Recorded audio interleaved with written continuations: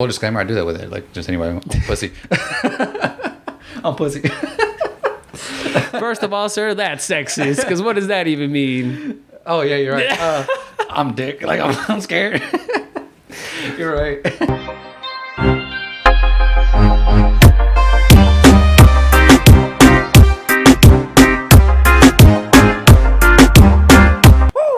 Man, that's a great song. I love that song. Welcome, everybody, to the And you Scattered say Roots you podcast. don't like salsa. That is the Look at one you. and only salsa song that I've Look at you vibed getting to. Bro. down. That's a great song. I'm gonna give it up. I can give it up whenever, you know. That's a Whenever great what? song.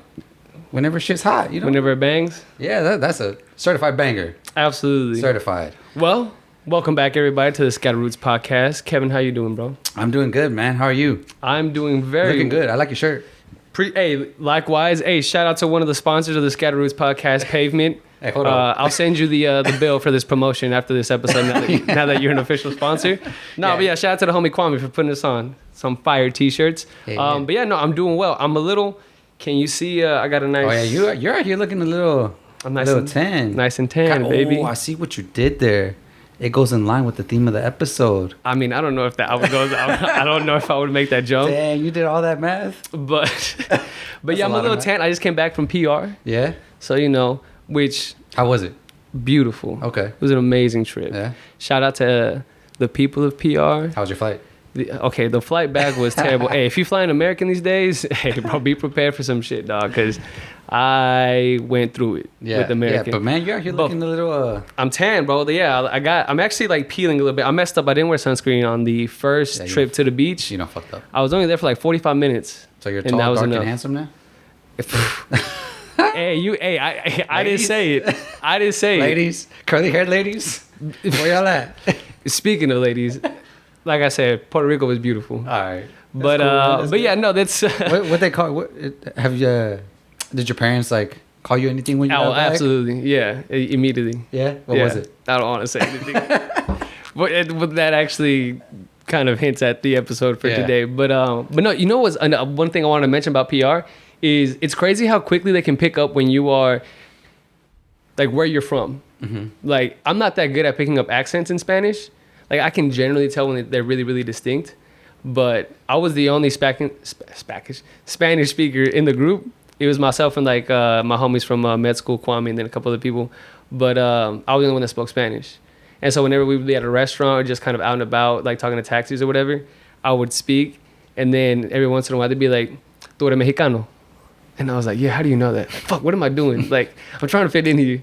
Yeah, But man. You gotta like pick that, up the Spanish accents, dude. it was Come on. quick. Yeah, I wonder how, like, it's because it's their native like tongue. So like, I'm sure that they can pick up on Yeah, the dude. distinctions a lot better than I can. But I'm terrible at picking up accents. Really? But yeah, absolutely horrible. But I think I'm all right at it. I think I can identify a couple. yeah, I mean like Chilango accents, right? Like I can like distinguish those.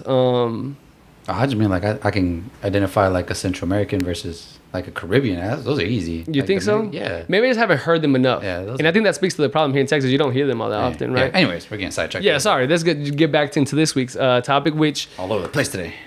I think will be one that's kind of heavy, but I think important. Oh, man, I like being funny though. I know. We'll try to sprinkle in some of our own kind of, like humor in Okay. there if we can. But the topic of the day is racism. Ah, fuck, I can be funny.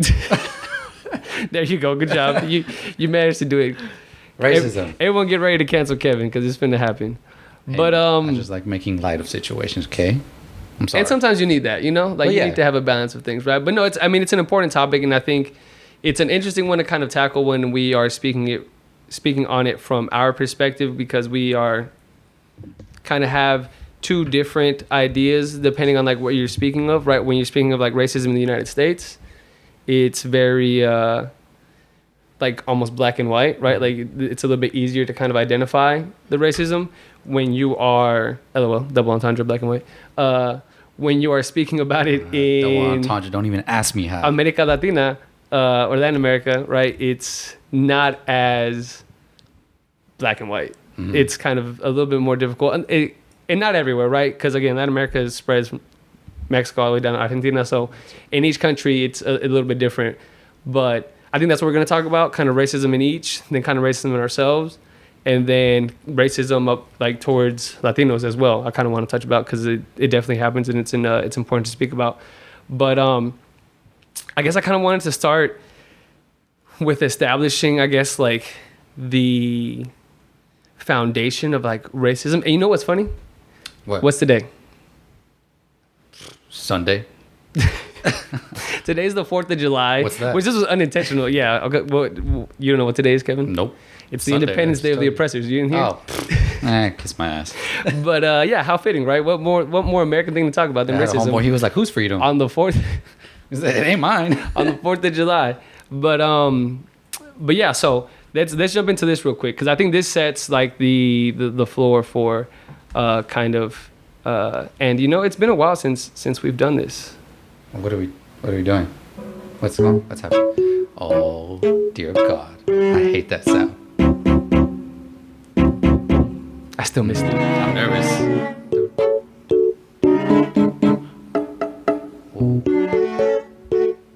All right, you play like That's a lot right, of it, ladies and that's- gentlemen. Welcome back to Quizzing with Kevin. Oh, I tried to shit. turn down the volume, but I hit brightness instead. Oh yeah. But welcome back, everybody, to Quizzing with Kevin. Oh God. So At the beginning. at the beginning, to jump off, Fuck. because I was gonna like give some of this information during the talk, which would then give you the answers. So not fair. I see. So we're gonna talk about it's gonna be kind of rooted in like the beginning of racism, right? Which Well, obviously doesn't I'm start. definitely getting canceled.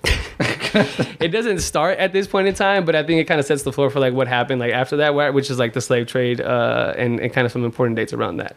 So, and then some other just general information. So, Kevin, are you ready to So play? is this like a history quiz? It is very much a history quiz. All right. I think you're a pretty smart guy. 7th grade history. I Yeah. got this. Did you take world history, AP world history? Yeah. It's And what'd you get? A 3? You passed wait, all which of them. one? World? Yeah. Yeah, 3. And what about US? 4. Genius. But hey, if you fail these, well then what did it matter? Okay, so first question. All right. This one should be fairly easy if you pass the AP US history. That was a long time ago. When was slavery abolished in the US? Ah, fuck me. Right now? No. Okay. Okay. When was slavery abolished in the U.S.? It's like 1850 or 1860, like 1863, 18. Okay. Was that right? I mean, is that your final answer? You got to lock it in. I know it's around there, dude. Yeah, sure. Let's just go with that. So I'll give you that point. 1863 was the Emancipation Proclamation, Okay. but the actual it being abolished. So fucking smart, bro. Okay, so what date just became a national holiday that is of importance? Juneteenth. Which was actually in what year? Oh, that I couldn't tell you, dude. How long did it take for it to reach Texas? That is do math. 2 years. Which would mean 1865. good job, Kevin. Ding ding ding ding ding ding ding ding ding. He can add, ladies and gentlemen. 1865 was when it is the more I think appropriate date, right? Which just kind of speaks to the problem, right? It takes 2 years from the date they were emancipated for it to be abolished, I mean, I knew it took some time, right? Because they had to spread the word. They didn't have text messages. and back they were then. trying not to spread the word very actively Yeah. because racism. Twitter wasn't a Slavery. thing, so they couldn't like retweet. The Oh, you think it news. would have been different if Harriet Tubman had a Twitter? Yeah, she could let everybody know, like, yo, Lincoln. I'm not gonna keep going with this. This is dangerous. But okay, so let's move on to the next question. Good job. That was actually pretty good. Okay, when was? And this is gonna be very like selfish, right? Because I didn't go through like all the other countries. Pick this one. When was slavery abolished in Mexico? Oh, I couldn't fucking tell you at all, dude. No idea. It had to have been. I know that's like, well, I don't know, before the Civil War, after the Civil War. I hope it's before the Civil War. Yeah, I'm pretty sure it's before. Yeah, we were first because Oh, because of like that was their excuse to like the war. Like Mexicans didn't have slavery, that's why they wanted to take Texas. The Texans wanted to keep their slaves. That was the whole thing. So I'm gonna go okay. Sorry, I definitely said when you said we, I thought you were talking about the U.S. No, it's all the Mexicans. You know. Oh, how okay. We Yeah, yeah, identify We've been Mexico. over this. Okay. Yeah. We as always. So come on, give me a date. Come on, you're wasting time. 1805. Too early. 1829. Oh, damn, I was way too early. Yeah, it's okay, but it's still pretty good guess. And good logic there, right? Yeah, we were definitely before. Mexico was definitely before the United States, Because I don't know when that war was. which is what kind of lays the foundation for why there was a underground railroad, right? Not obviously the underground railroad that Harriet Tubman used, but an underground railroad from what was considered Texas down to Mexico. I know you're going to cap. I have no idea what the fuck you're talking about right now. There was like there was actively people like, or there was actively slaves honest. making the trek from what was Texas, Mississippi. There's like historic historical data that shows evidence people all the way from like even Georgia Going to made Mexico? it. Yeah, made it down to Mexico to. I did not know that. That Underground Railroad. Which I think there was a study that I read. It was like about 5,000 to 10,000 people is what they've kind of generally like said. However, that number is probably greatly misrepresented because there wasn't a lot of record keeping on like these kinds of things, right? Because obviously it was done in secret. Where else can you get this type of information, ladies and gentlemen? And so yeah, it was actually a lot of The like, internet. Oh yeah, you can look it up, but why look it up when you can listen to me tell you instead? Okay. But yeah, there was a lot of like poor like Mexicans that lived in like Texas, like right because Texas, Mexico, Arizona. No, not Mexico. Sorry, Texas, New Mexico, Arizona, California, parts of Utah, parts of Colorado were all Mexican territories, right? Before we know this before Santa Ana. Yeah, no. Hold the shit out. You of know, this. it was a funny story, bro. One day, someone asked me like, "Oh, when is Mexican Independence Day?" And I told them like September. It's not Cinco de Mayo. It was about Cinco de Mayo. And I was like, "No, it's September 16th." And they're like, "Oh, who are they getting independence from?" And then they were like, "Was it Santa Ana?" And I literally looked them in the face like, What? "You idiot." What? So like they're so American centric, right? They're like they look at Santa Ana as like this like evil figure in like in history, but hey, you know, I mean, Americans. What do you do? Dumbass. Okay, next question. Let's move on to the next one. Sorry, I only got 2 more for you. Name the 5 countries with the 5 largest Afro-Latino population or Black population. Self-identified. Latin countries? Mm-hmm. Brazil. Okay. And everything else is going to be a crapshoot from here. All right, come on. Just think. Use logic. You got it. Right. You're a smart dude. Brazil. Colombia. Okay.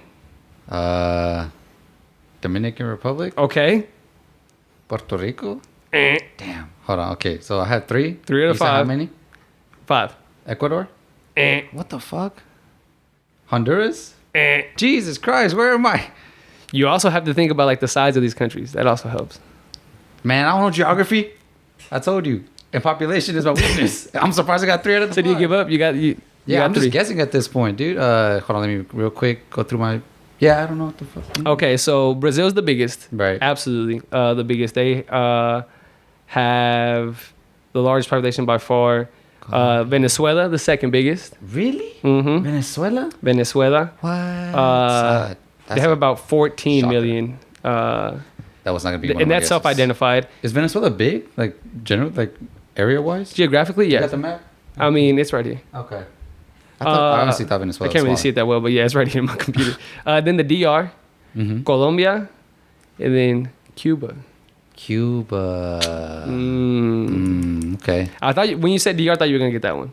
But 3 out of 5 is not bad. That's passing. Okay. Yeah. What is that? I can't do math. 60s? All right. Something? Next one. Yes, I'm an engineer and I can't do math. All right. Next question. The ones and zeros. What is all I know. population of you got this. This is a percentage.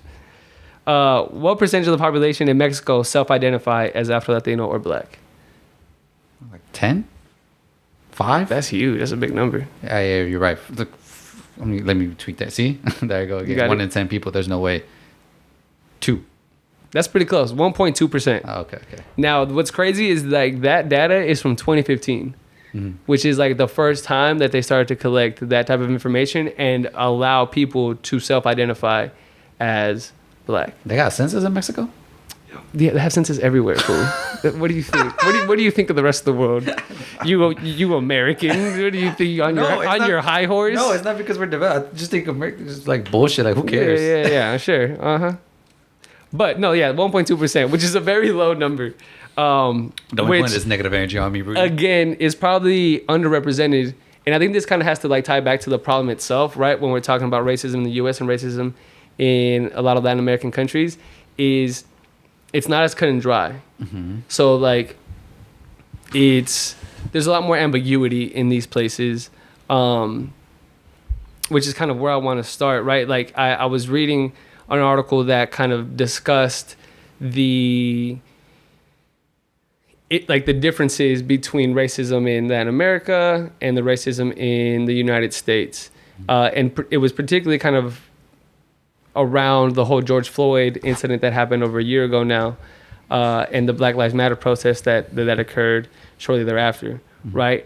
In countries like Mexico, Honduras, like El Salvador, there weren't really any protests that were like the Black Lives Matter protest, because the ability to kind of distinguish black lives isn't really there in like Mexico. Now there's definitely Afro Mexicanos, Afro like Latinos throughout all these countries, but it's not really regarded as like a problem in a lot of these places. However, that changes when you go down into, and let me rephrase that statement, right? Like the concept of black lives not mattering isn't really discussed in these countries.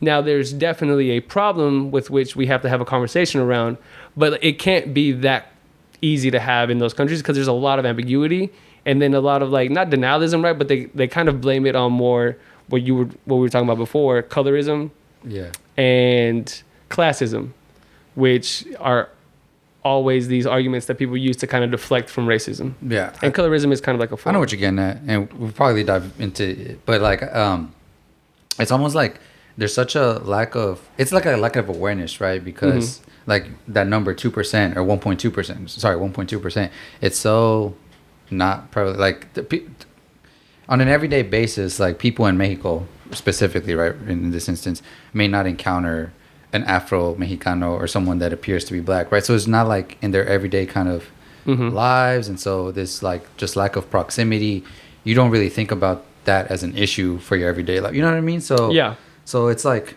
yeah, there's issues for sure that we need to talk about, like you said, but yeah, it's like almost like they're just not aware of these things, right? It's not exactly right. It's not something that like there's not a lot of moments that you can really refer to because the circumstance doesn't occur all that often. Right. It's not like here, right, where you see things happen all the time, right? So it seems like every other day where we see a tragic video on like Twitter or just some incident happening somewhere, right? Absolutely. I think over there they don't have that type of, and that's like part of the challenge when you're having these conversations, is because you don't see it so often. You are met with like well, that's not really a problem here. And a lot of it has to do with, right, the inception of what happened when we went from having slaves to kind of like the transition moving forward. Who was the we in this scenario? No, like seriously, like you said, we having slaves. I'm like in Mexico, right? Okay. In Latin American countries, there were 15 times more slaves brought to America Latina than there were to the United States. Oh, really? Yeah. So like, as far as like the pure numbers of like actual like slaves, like, that's, now again, that's a huge piece of land. Yeah, you're combining all of America. Yeah, Latina, right? exactly. Okay. But however, they are very much more concentrated.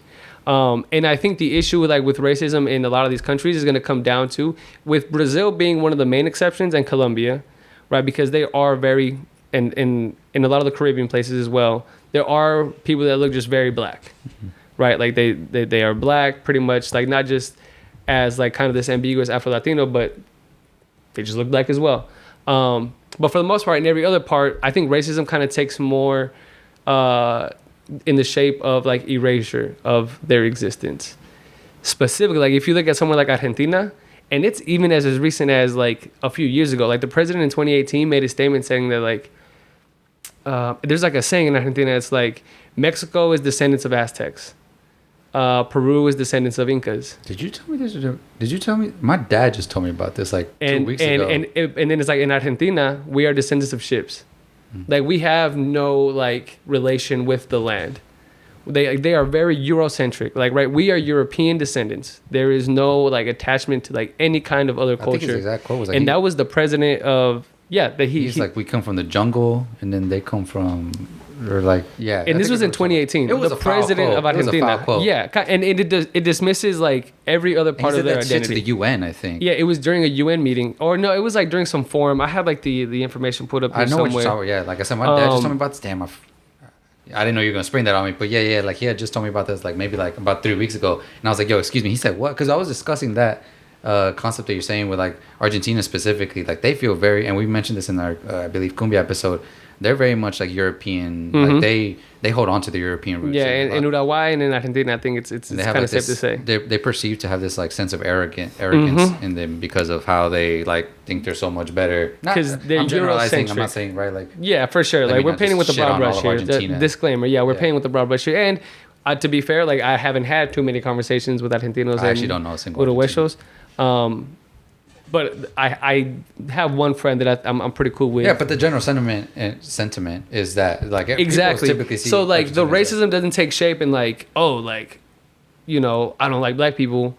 It takes the form of like they don't exist here, right? And so like when you erase them from like the culture in that country, then it's almost like, oh, that problem doesn't exist here because they don't exist here.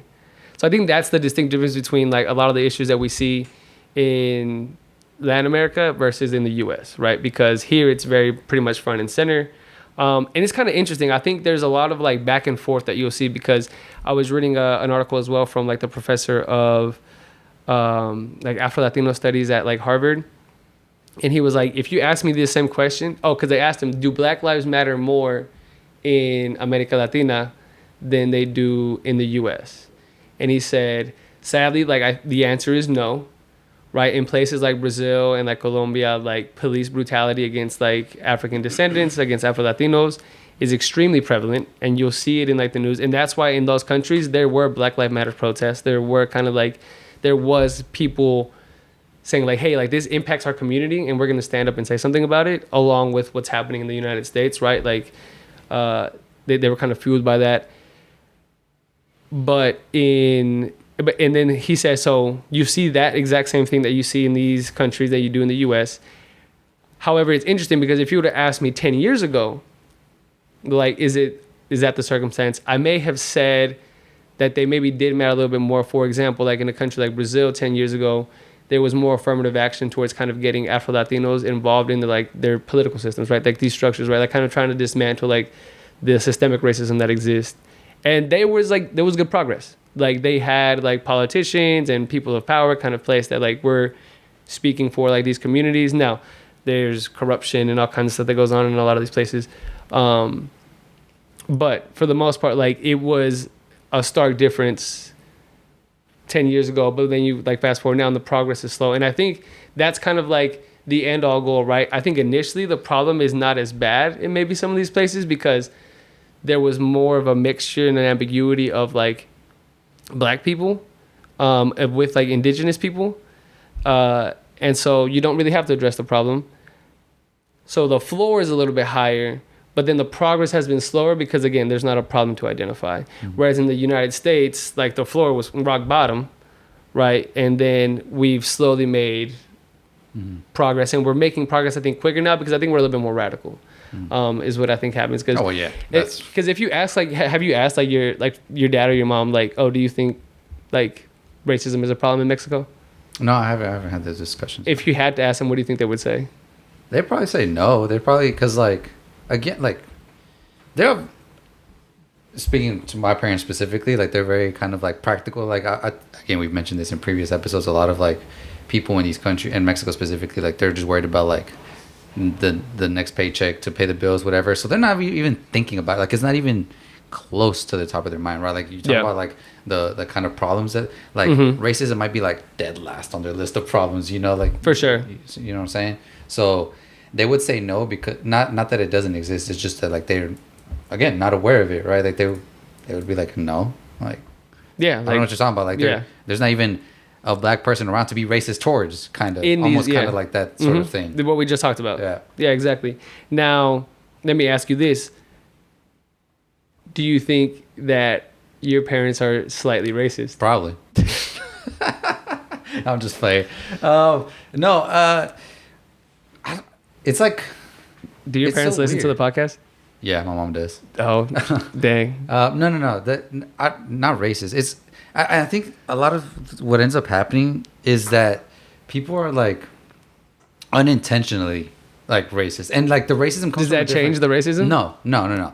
And it's like, not at all. But it doesn't. I feel like it doesn't come from like a place of hatred and oppression, right? Because, like, they're not oppressing, right? Like, are they? I don't know.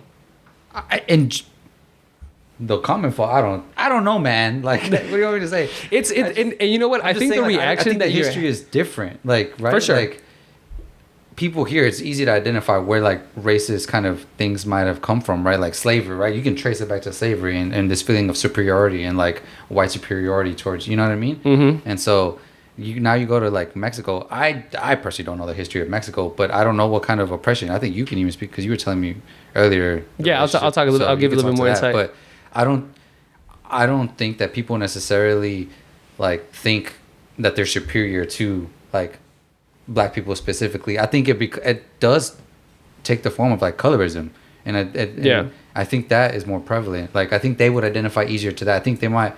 My parents, like if I were to ask them, they might refer to that first. They might refer to like the colorism and the classism because that's kind of what it morphed to. Like I think you were alluding to that or pretty much saying it directly. If I don't think they'd be able to connect the dot to racism. Yeah.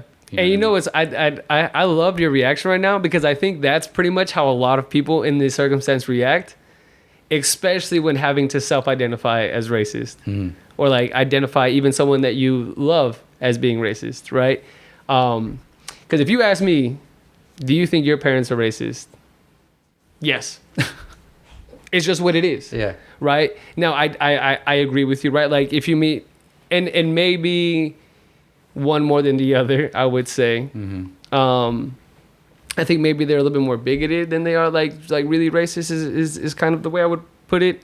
But right, a lot of it's unintentional. It's not meant to be harmful, but sometimes it does tread on that line. And it's not an excuse like that. In no way did I mean like. And I think that's where the problems start to kind of creep up, right? When we start to use it as an excuse, because a lot of the times we're like trying to, I guess, validate like why. Because don't get it twisted. Like in my own home, whenever these things come up, whenever those things come up, like I'll call them out because I feel like it's my place to call it. Like who else is gonna? Yeah, you have educate, right? Like they've lived their life a certain type of way and grew up with these certain type of. And that's just weird beliefs. In general, right? Having to correct your parents. Boy, is good it. Lord, man. It's tough. Talk about picking a fight. I don't know if anyone else out there has had to correct their Mexican, Honduran, Salvadorian parents.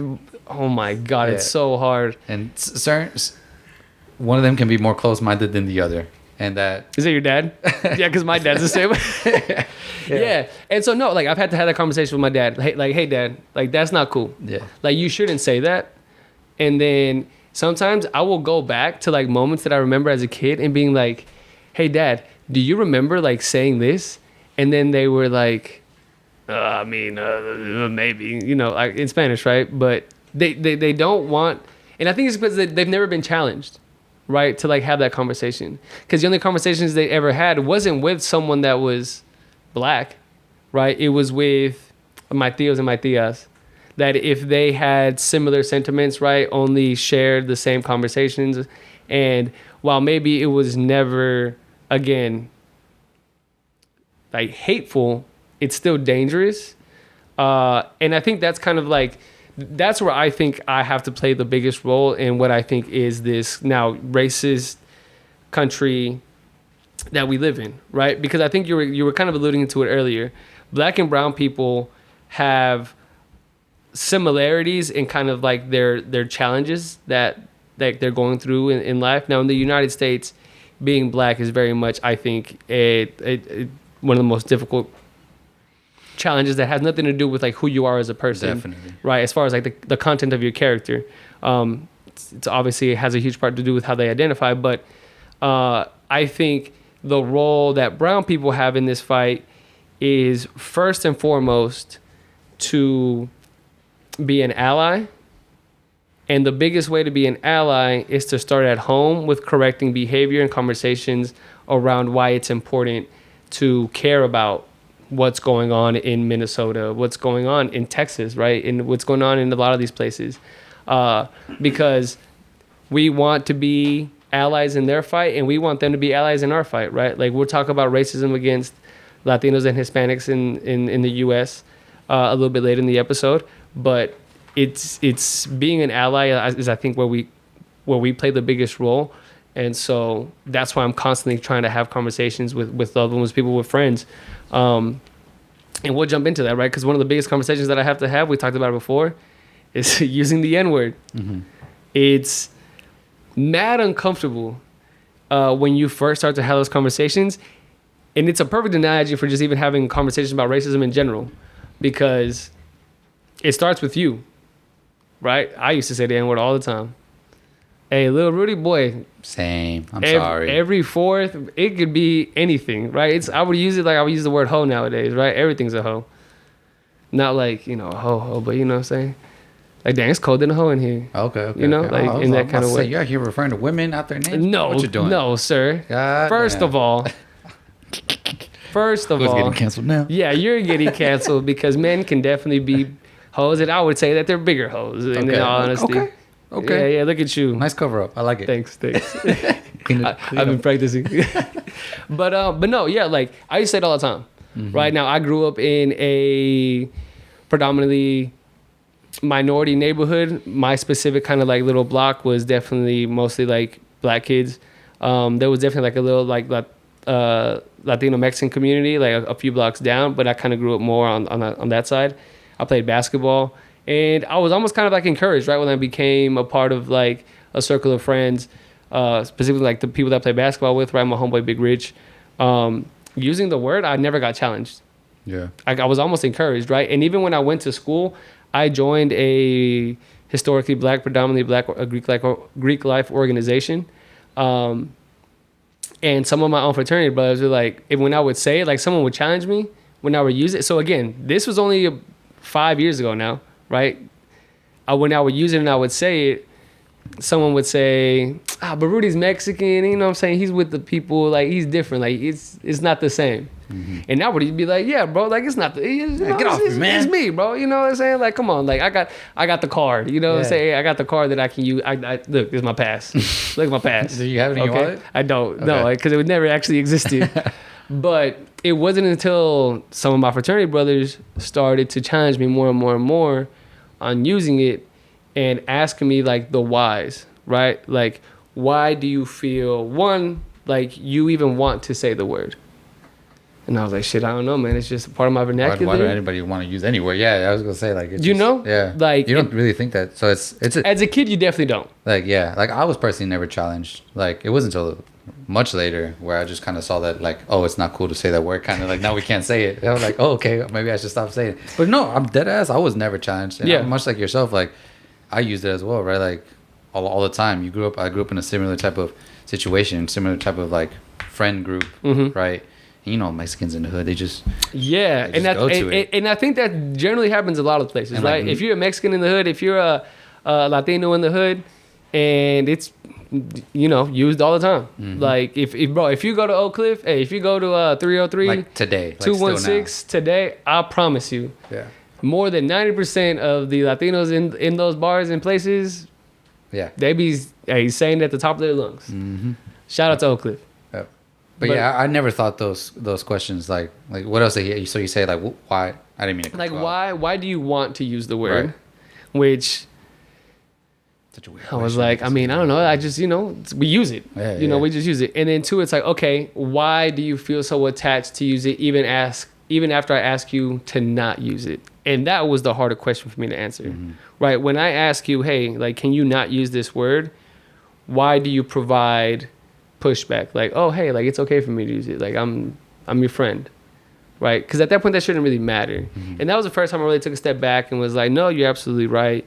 So in that situation, would you say using it is considered racist? Like, because this is kind of I want to draw the parallel. I don't know if I can. I think it's tolerant of like racist behavior. Okay, I don't know if I can draw the parallel, but that's kind of what I mean by this like unintentional racism sort of stuff, where like you're saying it and it's like offensive. It can be offensive, right? Like like you're saying, like but if we're not challenged and we're not kind of aware, like as a kid, you definitely don't know the history of the word, right? Like, absolutely, you have no idea. Yeah, so especially in Texas, like they're gonna whitewash this history, Right. So it's like this ignorance that results in problematic racist or tolerant of racist behavior, kind of. You know what I mean? Mm-hmm. Like, you're absolutely right. It's a weird dynamic to kind of follow. Yeah, it's kind of one. Mm-hmm.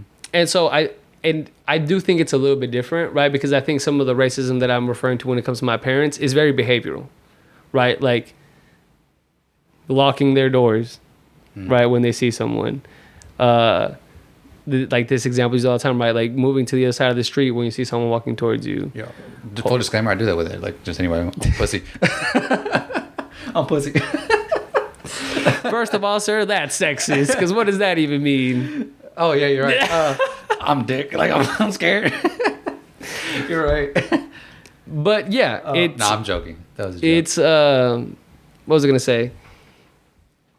It's difficult, right? Because no, it's not the same thing. I think the word, like using the word the way we were, was it had less behavior attached to it, right? It was more so like this word that just shouldn't really be used and has a racist background to it that I think just shouldn't exist in our vernacular, as opposed to the racism that I'm kind of saying that like my parents kind of showed, and even myself as a kid, right? Because I learned from my parents, right? Like we are products of our environment. There was more rooted in behavior, which I think is more dangerous. Now, this is not to say like one outweighs the other, but I think that's just the way that I look at it. And so again, now we're back to what I was trying to discuss earlier, which is I think that's kind of where I stand in this fight, right? When addressing like racism, I start with myself, like, right? Like what behaviors am I exhibiting? Like what am I doing? Like what conversations am I having with myself about like everything that's going on? When George Floyd incident happened in Minnesota, right? I had to look into myself and saying like, hey, am I doing enough to like support like, you know, my friends, my brothers that I call like in my fraternity, like and anybody and everyone that I cared for that was black in my life, am I doing enough for them? And so I felt like I was called to action. And then now it's to help those immediately around me. Anytime something like, if it's my sister, my brother-in-law, my cousins, anybody that I think has kind of walking that line, I'll try to say something. Although I'm not gonna lie, sometimes it's kind of uncomfortable. Like in my barbershop, I'll go in there and it'd be like a random dude getting a cut. And he would like be telling the story about like, blah, blah, blah, blah. And then this, and I'll be like, oh, and I'm just in the chair getting a haircut. So I don't want to say anything. And I'm not gonna lie, sometimes I haven't. Yeah. And that's when I'm like, I gotta challenge myself to like speak up no matter what. But you know, my barber's in Oak Cliff.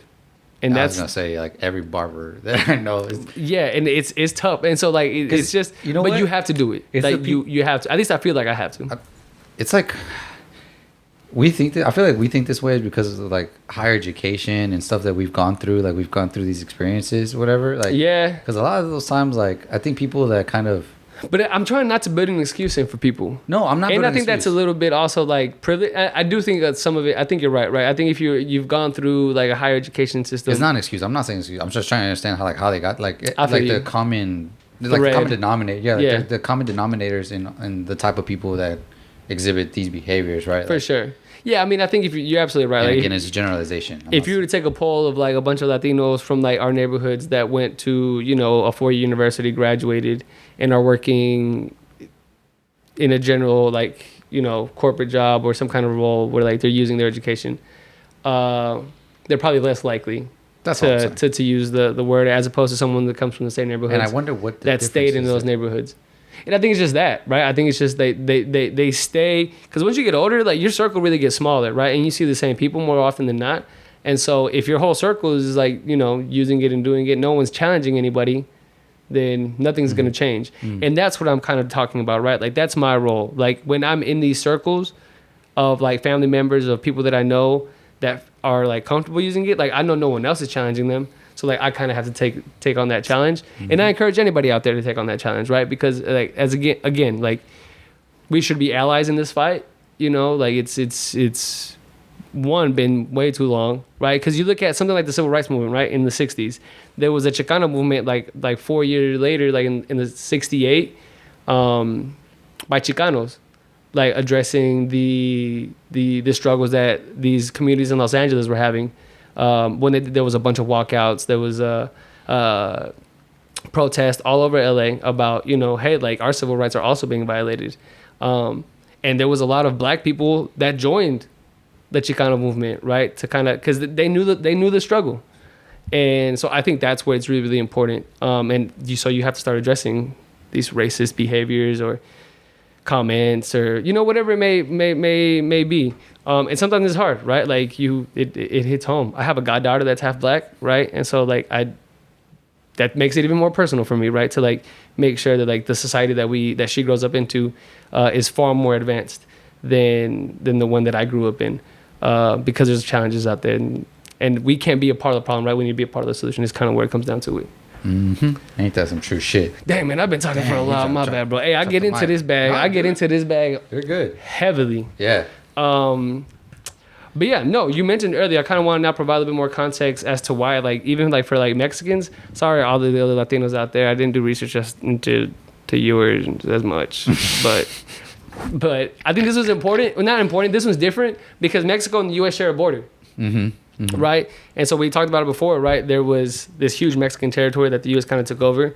So at that time, people in Texas, right, were Mexican, right? So that was actually a big part of why the Republic of Texas even came to be a thing, was because in 1829, Mexico abolished slavery. And everyone in Texas, all the Anglo-Americans or whatever, I don't even know what you call them then.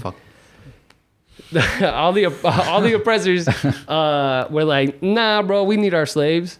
And so then the Republic of Texas was born because there was what's it called? It's a treaty, right? Where if someone escapes to, it was like the same kind of treaty that was signed. The Geneva. No, that's an accord. I don't know. What are you talking about? I don't know. This guy is the genius. I've been first. No, I was playing. But right. So like if a slave ran away, you could send someone to go like bring them back. Oh, right. That was a treaty that was signed between the North and the South, between the Confederacy and the Union. However, there was one that was attempted to be signed between the U.S. and Mexico. And they were like, nah, bro. As soon as someone steps foot in Mexico, they are a free person. Now, to be fair, indentured servitude was definitely going on during that time. However, indentured servitude definitely, I think, it's a little bit better than slavery. I mean, now we're just talking about how deeply rooted the problem is everywhere we go, right? But to be fair, right, they tried to escape. And move into Mexico because, technically they would be considered free and willingly enter indentured servitude, which still, right, terrible system to have to be a part of. Okay, so now let's talk about kind of how that changes the dynamic of everything, because why was Mexico adamant about saying no? Do you know who the president was at that time? Of Mexico? Mm-hmm. Shit, the only one I know at that age was, in that time was Santa Ana, bro. So, no, I don't. Vicente Guerrero. Never heard of his name before. What? No. Okay, well, yeah. Oh, this is where anybody else? Monica? Vicente Guerrero? Come on now, bro. Nah? Anybody? Nobody here's going to know that. Fabby Salvadorian, so she gets Honduran, sorry. Oh, my God, no. All right, ladies and gentlemen, we'll be back next week at the Scattered Roots podcast episode. And a new studio. All right, new studio. Sorry, I'm reading this map and it's Salvador's up here. I'm sorry. Oh shit. Fabby's Honduran. Oh. Next week I'll have a different host. He won't be here. Man, 6 feet under. Good Lord, I'm gonna have to win myself back with that one later. Oh my God. All right, that was great. Well, okay, now back to the facts that I was about to spit. So during the Mexican American Revolution, there was a general. There was actually it was called the Ejército Moreno, which was the Dark Army when you translate it. A Father Hidalgo, and it kind of started the fight for like freedom. And the general of that particular army, his name was Vicente Guerrero, and he was a descendant of an Afro-Latino. So he looked Afro-Latino. He looked a little bit black almost. And he was the second president of the United States. So, I'm sorry, of Mexico. Excuse me? Sorry. There's a lot of information in front of me. Johnny, don't use that. The second president of the United States.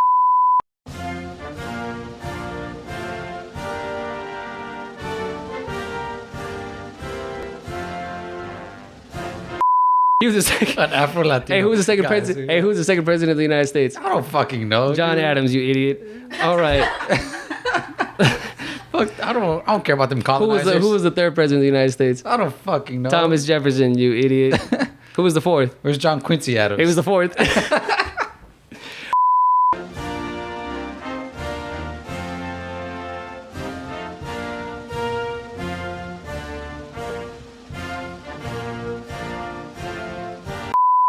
But okay, yeah. So Vicente Guerrero was the second president of Mexico, so that's why he was very adamant, like, no, right, like that's not gonna happen.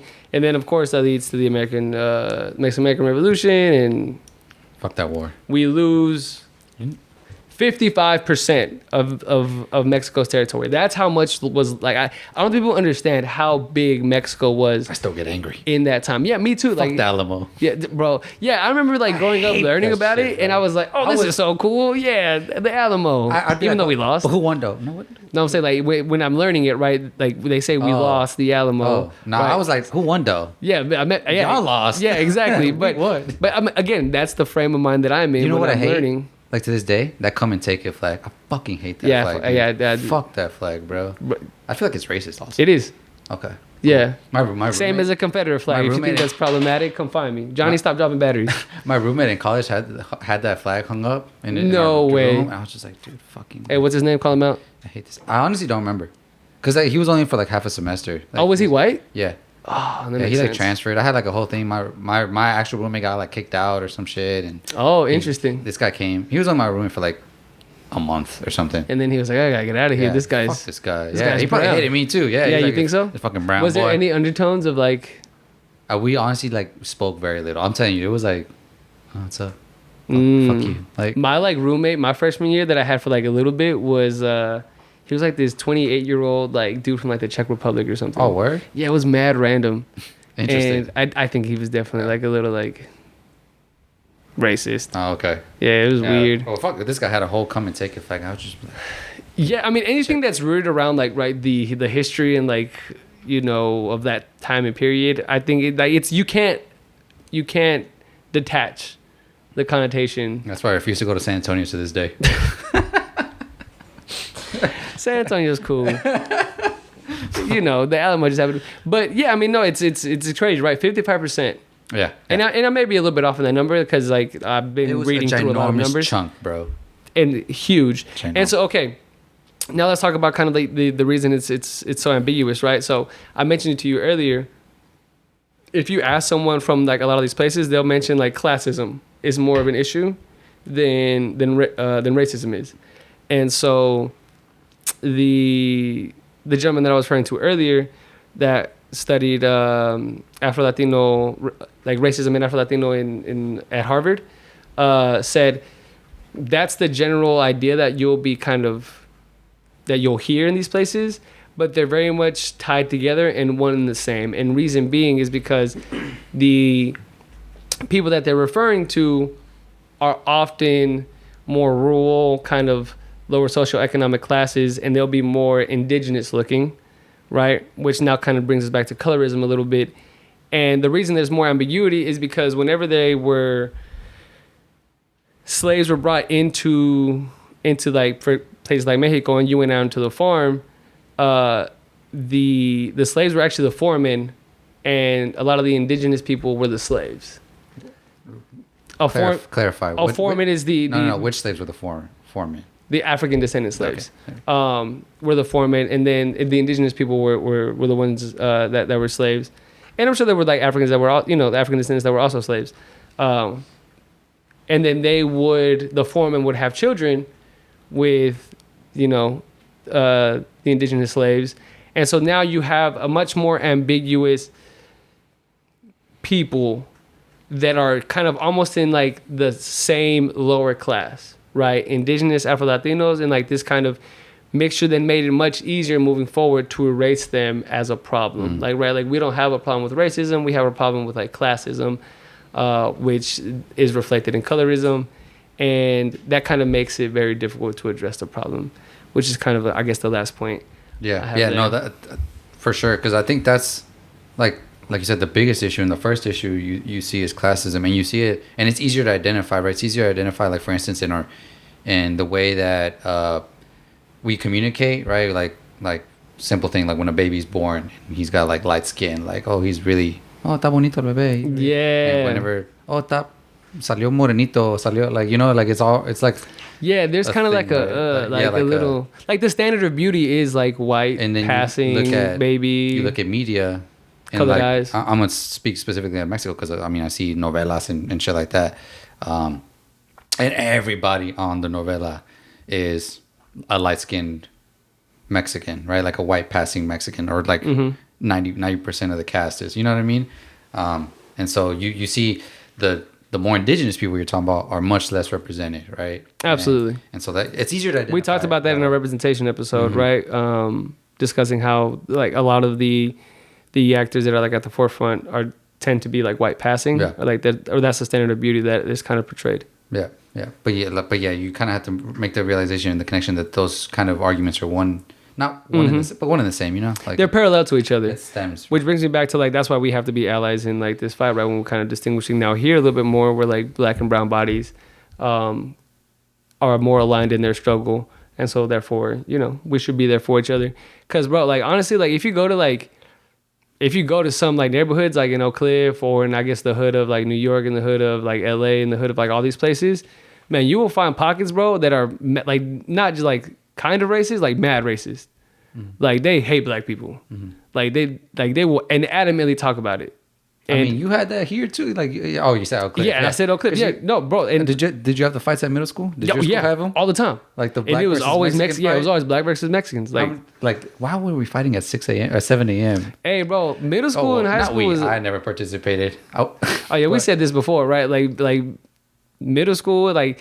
You be there so early and there'd be fights before school, bro. It's 7 a.m. What you fighting for? Who out here getting their ass whipped at 7 a.m.? I went to middle school, right? I went to middle school in Mesquite, so it was. How do you get through the rest of your day? How do you sit in social studies class knowing you got your ass whooped at 7 a.m.? But yo, that's such a crazy concept to look back. They literally say, "Oh, Mexicans versus black fight at like 7:30 in the morning," and it was hella people out there. Yeah, and I'd be like, "All right, cool, I'm gonna go watch." Like it's so fucking crazy, bro. But yeah, it's and you'll see it, right? So like. We can't act like it's not a problem, which is the whole point of us having this episode. And that's my reality, I don't know if this is where we're going towards like now with like racism both ways, kind of like, because now I think stuff like that stems like this like kind of circle where it becomes like a who cast the first stone type of thing. But regardless, now the result is racism between the two minority groups, right? Like if I were to talk about. You talked about those neighborhoods where they're mad racist. I think the opposite also applies. I think you go to neighborhoods where it's black and they're mad racist towards Latino people. I'm gonna challenge that. Well, hold on. Like this is what I'm trying to get at. Cool. Like you have the attacks on the street vendors, all the vendors and stuff. Oh, in for LA. sure. Yeah. And so I do think it's possible to be racist both ways. I don't mean that in any like. I don't think it's problematic to say it. I don't know for sure. You're about to cancel me, but like I said, it's like a who cast the first stone, and it's like I know a lot of Latino people that are like, oh, man, look at what the black people are doing to us, like XYZ, right? And so now they're racist, now they hate, right?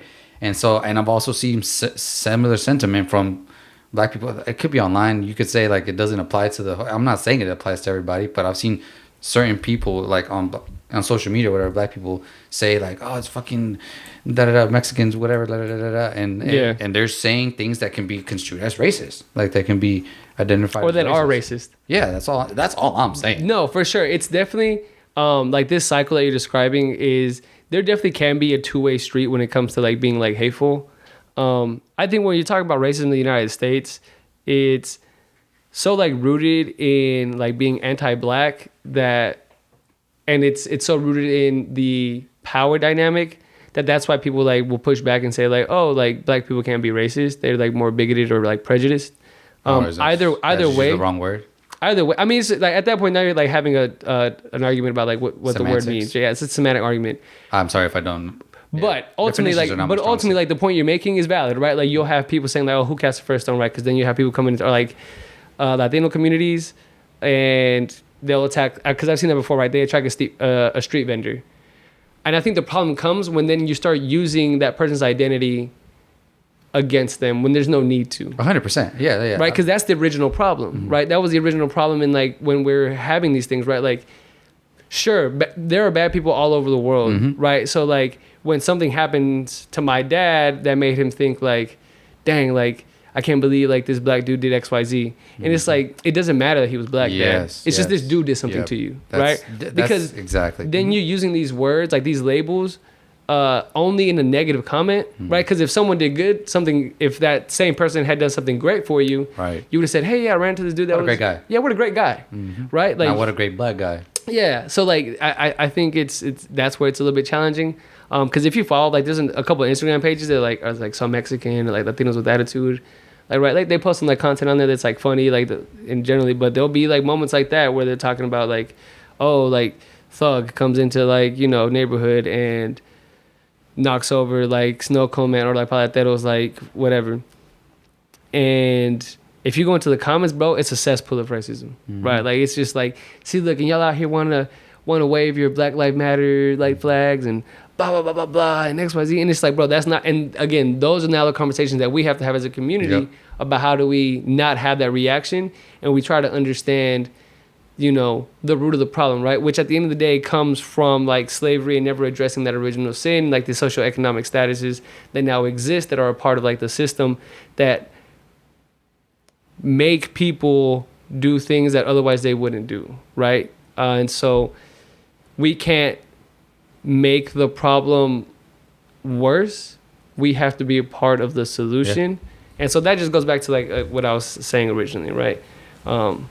We just got to have those conversations and talk to people and do what we do. Be allies, bro. Yeah. And know what it means to be an ally. Yeah, that's all I was trying to say, is that there's like this, that part where you said it, when you use their, I guess, their identity, their race as like to identify them. Yeah. Because there are shitty people of all colors and all, like, you know what I mean? Like there's period. Like, and some of it just has to do with proximity. Right, like black and brown bodies are just closer in proximity. Exactly. So if I live in a neighborhood of, you know, X people, I'm more likely to get robbed by X people because I don't live next to Y people. Right. You know, Y people live over here. Yeah. You know, exactly. So like it's a lot of times that's the way they hold us down, man. That's the way they make the minorities fight. And that's what the statistics on, like, you know, when like people bring up the bullshit like black on black crime, right? Again, it's an issue of like proximity.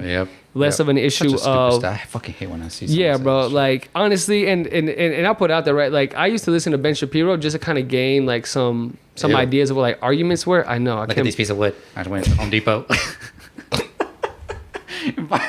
This great piece of wood. Go to your Home Depot. Hey, you had that whole in a bag too. But I used the receipt. Yeah, bro. With the receipt, it's like, bro, what you gonna do with this piece of wood? And he's fucking what's the dude Eddie with the plank? Oh, plank. He's been walking around like Johnny. Yeah, Johnny. Hey, Johnny kind of looks like Johnny. Oh shit. I'm sure he's sick or tired of hearing that, dude. Yeah, no. But yeah, dude, like the proximity thing for sure. Like that's, and it's so whack to see this minority. That was always kind of my biggest thing, right? If I'm just gonna very common sense, like without all the other nuances around this issue, I always saw it that way. I always saw like, we're minorities, man.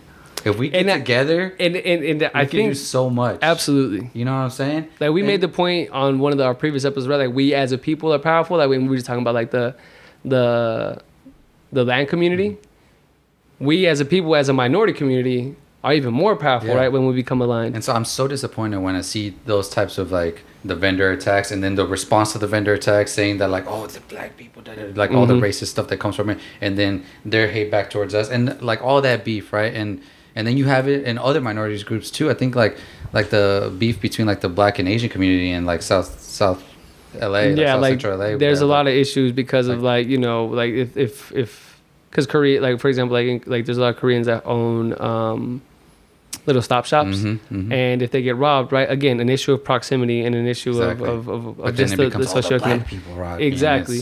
And I think now at that point, like you have to go about educating yourself as to the why, because if you're not like actively seeking that information, then sure, right, like we're just going to use the labels and what we see with our own eyes to kind of like create these narratives that fit what just happened, but it's so much bigger than that. And I think that's ultimately like where like a lot of these things are kind of lost in translation, and they just get worse. Yeah. So I think that's actually a really good transition into what you were speaking about before, right? Like we as a minority group like have so much more in common than we have differences. Yeah. Because we've been talking a lot about just racism within our own cultures, like whether it being like Latin America and then even here in the United States. There's racism against like us as a people, right? And so you have to, again, now, and the black community has been our ally in a lot of these fights. I referred to the Chicano movement that happened in I'm pretty sure it was like 68. in LA, they were there to support us, right? And so when we're going through like these issues, like no one's gonna be a bigger ally for us than the black community, because we see it, right? Like it just happened not too long ago. That hatred towards, whether they call us Hispanics, Latinos, Mexicans, it exists, right? I remember growing up, you said the word earlier. That's not what they were calling us. What did they call you, Kevin? Wetback. No, it was and I remember being a kid and like it being painted like on some like walls like in Dallas and like it being on the news. And Beaner. Beaner. Now I think Beaner is like made to be like funnier, right? Because even we call ourselves Beaners. Well, I think that's part of like Frijolero. Yeah, but I think that's kind of like our version of like retaking it. Like I think we did like that's kind of. See, wetback I'll never say. Like I have no like. You never call nobody a mojado? No. Jokingly. I've heard mad people say mojado, like as a joke. It's like I don't know, like maybe because it's not a problem. Like I think that is to be addressed yet. I've definitely heard it. But hey, it's a slippery slope. I mean, you know what I'm saying? I don't know. I'm just saying, like it's like they've used it like that. But like, for sure, yeah, like that's what I. Beaner too, like, like as long as it's kind of like. Yeah, it's not offensive. Like, if you call me Beaner, I don't care. Like, like we can joke around. Yeah. Some of those frijoles. Yeah. And there's another one, Spick, but I don't know where that we were, like, looking Spick. Up the... that one's apparently super offensive. Is it? I mean, I think that's, like, what I see, like, in the movies, like, oh, yeah, Spick. And I'm like, huh? I've never really heard it used I'm sorry, myself. Yeah, probably. Have y'all heard it? Yeah, no? It's not used with Mexicans, though. It's usually, like, other parts of the country. Other parts of... Of Latin America.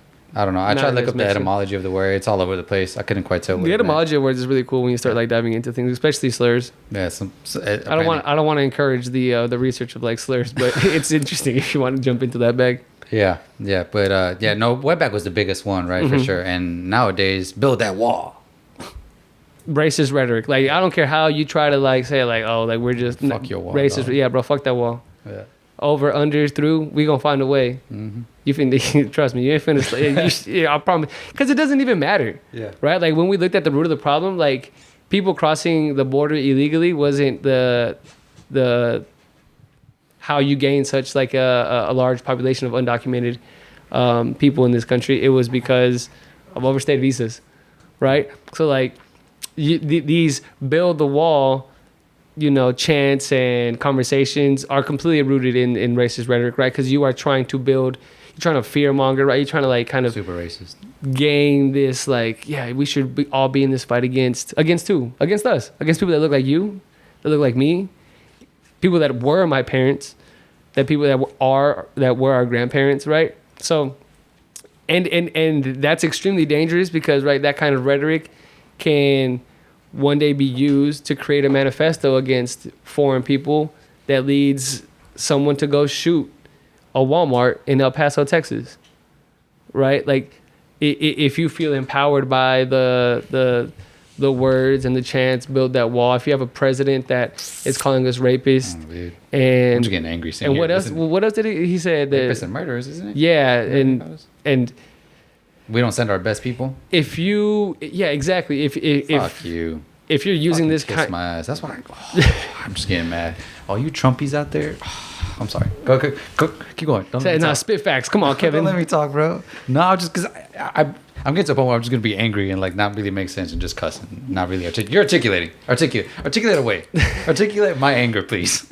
And it's infuriating, right? And if anything, it's also disheartening to like have to imagine that someone else who has never met me, has never held a conversation with me, looks at me, and that's the reaction they have. This person does not belong here. This person is of a lower status than I am, and their life means less than mine. And so that's the fight that we know that we also have. So I'm gonna bring it back around, right? We as a people have to help in addressing the overall problem and become allies with our other minorities. They feel that way tenfold. And we have to, again, you said it, we're more alike, right? We're very alike, right? Again, they're like that tenfold. So if we feel this, Like that anger I was feeling right now. You imagine? I can't imagine the anger they would feel. You know what I'm saying? And it's a back and forth, right? It's using all these similarities, right? If you go and you tell, again, I didn't know the history of slavery, and the we'll use the word again, Underground Railroad towards Mexico until I looked it up myself. Right? I didn't know it until you told me about it about 45 minutes ago. That's a history that I'm not privy to, right? Vicente Guerrero being a Afro-Latino president of Mexico. I don't know who that is. No idea, right? And so it's super important to go out there and have these conversations and inform people, because if you can have them, then we make progress, and that's ultimately the goal. And I think, again, we've talked about at the root of our problems, it's just kind of baked into some of the conversations that we have, like in our communities. So it's just kind of getting rid of that. And there's a lot that we didn't even touch today, right? Because we didn't even jump into the colorism bag all that much. We kind of walked around it a little bit, because that's another huge problem, right? You have people in a lot of these countries who don't even self-identify as being black, even though they look black, right? I think that's a Dominican problem, especially. I mean, the simple fact that we didn't address the dynamics in other places, yeah. But no, I mean, I'll touch on it a little bit, right? Some of these things are so baked in that. Oh, we didn't. Oh, sorry. Finish your statement. Oh no, I was gonna say some of the things are so baked in that you see self-hate in a lot of these places as well, right? Where you have someone that looks like, Richard. I'll use one of my homies that's black, and they'd be like, no, papi, yo no soy negro, yo soy XYZ. What accent was that? I don't know. I'm not good with the accents. I told you this. What accent did it sound like? I'm not gonna say. Oh, okay. Yeah, y'all let him know. Let me know. But yeah, they said no. I gotta say papi. I don't know, bro. I just came back from Puerto Rico. Oh yeah. I don't know. Maybe that's what I was out there spinning. I was I'm gonna be like, "Oh, your mommy," and then they just walk away, and I'd be like, "All right, okay, that didn't work." That didn't work. Okay.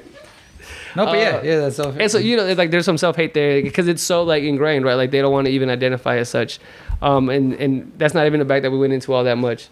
With the thing that I was gonna say, not to cut you off, and I don't know how we're gonna address that at this point, but just because we're running short on time, but we didn't even touch on, I guess, the reason why this episode's topic even was decided was that cartoon I sent you. Oh man, yeah, we didn't even jump into that. Yeah. Go ahead. So I saw a random on my Explore page, just Mexican graphic. What's the word? Graphic artist? Cartoonist. I don't know. He makes fucking graphic designer. Okay, yeah. Move on. Okay, of this character, and the character was blackface character. It was whatever, and I didn't know. I was like, who the fuck is this? And I went in the comments to see. I was like, certainly people are like, yo, what is this? The guy didn't have that many followers, so there wasn't that much engagement. But regardless, I saw no outrage of racism. The only thing I saw was Memín Pinguín, and that was so then I googled, and that's the character's name is Memín Pinguín. If you've never heard, I'd never heard of it until you sent it to me. Mm-hmm. Yeah, I then went down a rabbit hole of trying to what is this? Who is this? Where did this come from? And yeah, it's basically a comic strip character. Well, that's how it started. It's a pickaninny style character, right? Which is the characterization of black people with the exaggerated features, having big lips, There's a lot of it in American culture, which I had never seen anything like it in Latin America. And then, was it specifically to Mexico, or was it? No, so I think it was created in Mexico, but the article I read then went on to say it's very super popular in Mexico, Dominican Republic, and a couple other countries. Countries that I would say were in that top 5 list, or that you said earlier, of having a big Afro community. But yeah, it's a cartoon character that's uber popular and was for a very long time. And it was a Dennis the Menace kind of character, right? This little bad. Well, kid. This was interesting. That's where but he was a lovable character too. Yeah, that's because the article was it was very objective, I think, and it was trying to analyze how, what, whatever, and part of it was saying a lot of the people that defend it over there is he's portrayed to be supposedly a lovable, people like him, he's not the the butt of the joke. Yeah. A lot of the times. But he's like the little bad, like he's like mischiefy, you know, like he's actually. Yeah, they said it kind of started that way, and then it became as he being like the cool one, like the one that like, oh man, yeah, I want to be like Memín Pinguín, kind of supposedly. This is just the article that I read. The creator her name was Yolanda Vargas Dutch. Sure. But yeah, she created the character when she came back from Cuba, so I think there was maybe some Cuban inspiration, which I think which would make sense in maybe where she saw this kind of caricature, and then brought it back. But yeah, no, I was like, yo, this is crazy. Yeah, I was flabbergasted. And then you asked your parents? Yeah, and they were familiar with it. My dad was familiar with it. He's like, oh yeah, like haha, like I remember that. No, like he had like font, like he's just like, I remember that comic character. Like, yeah, that was a comic character. Like whatever, they had like little toys and shit. Like it was a thing. Like I don't know, it was almost like a fond memory of his childhood. Like I don't know what his experience was with it. He didn't remember it that well. He just kind of remembered that there was this character. It was a cartoon when he was a kid. Yeah, and I think some of it again goes to the entire dynamic we just talked about of like racism not even being like a forefront issue that they can really connect a lot of things to.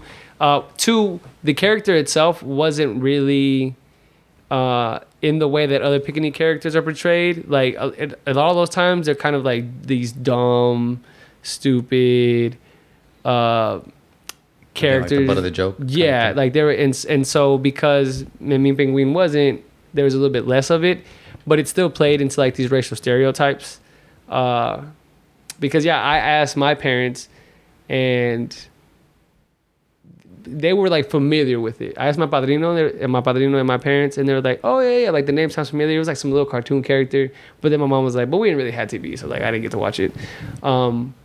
But it's just even them knowing about it just goes to show how huge it was, like the reach that it had, and it's super interesting kind of little thing to look at. Weird. If someone, hey, go look it up, go check it out, do some research that maybe we could have provided more information, although we're just kind of running out of time. But no, I just goes to emphasize that clearly there's more to be said on this. Yeah, topic. There's so much more to be said, and we may have a second part of this episode. Maybe not specifically on racism again, but maybe like colorism and like some other kind of dynamics that we can play into. But yeah, no, I think with that being said, Kevin, any final remarks? Let's just be allies, people. You know, like you articulated everything so well here. I'm not that good with words. Small words, little words do trick. What's the quote for the office? Why use many words? Why use much word? When few words do trick. I'm just kidding. But you articulated very well. And I think, again, I said it earlier, my biggest thing was like us minorities, we come together and we could like accomplish so much, right? And all this fighting and like racism that we have towards them, like it's just, we need to address it. We need to remedy it, find ways to do it. And having those conversations that you mentioned earlier is like the first step to doing it. Yeah, right? Absolutely. So, no, and I'll pick up right there. Right, I'll always start with like it starts with you, and reflecting on like your behaviors and like your ideas and your thoughts, and then once you kind of have gone through that, having conversations with people that you know and love. And if you have questions and if you have and hey, send this to a homie, right? If there's someone that you think like, hey, my homie needs to listen to this, send it to him. And if you have questions about like, hey, I don't really know how I feel about XYZ, hit me up. I'm super open about having these kind of conversations because I know I'm still learning every day about how to kind of move through this world that we live in and trying to leave it better than the way we found it. So hit us up on the Instagram page, Scatterroots Pod. Hit up Kevin on his page, Coach Kev Ortiz. And hit me up at minerudy.dtx. With that being said, everyone have a lovely rest of your week, day, whatever it happens to be. Thank you for listening, and y'all take care. Bye. Adios.